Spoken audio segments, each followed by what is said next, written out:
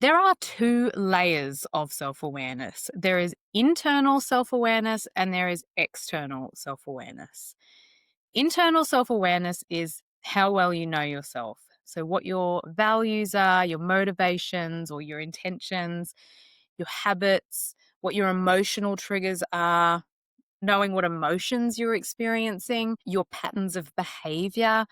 This is really the why that's behind what you do. It's very intrinsic, it's very internal, it's very heavily influenced by our upbringing and our previous lived experience. Our external self awareness is how others perceive us. So, the way that your behavior, your tone, and your decisions actually land with others. So, the behaviors and then the impacts that those behaviors have. Now, most leaders are stronger in one over the other. So some have more internal awareness and are more introspective, but have a difficult time identifying or understanding how their behaviors are impacting those around them. Others have greater external self-awareness, so they understand that their behaviors have an impact on other people, and those impacts might not be what they hope they would be, but they're less understanding of what their intention and their motivators and their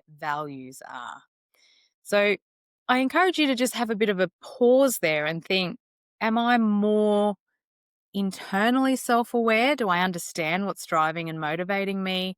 Do I make decisions aligned with my values? Or am I more externally self aware? Am I making decisions based on what other people want or how other people experience or perceive me? And it's interesting because this is one of those many, many cases where the whole is greater than the sum of its parts. Yes, internal self awareness and external self awareness are both really important.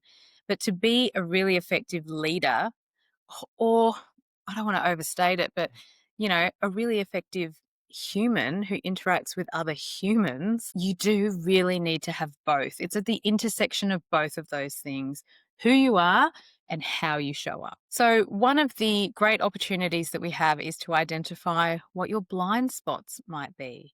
So, I know for me that my internal self awareness really meant that I came to decisions quickly. And I work with a lot of leaders who have this same challenge. So, you go into a meeting, you've got previous understanding or knowledge. Maybe you go into the meeting, you learn some more information. And what I was doing is I was really quick to make a call, make a decision. And my internal self awareness, that really aligned with what my motivation and my values were. I want to be that person that gets in, that's very decisive, is very clear, brings people along on the journey, all of those things. In hindsight, there's a bit of ego there as well.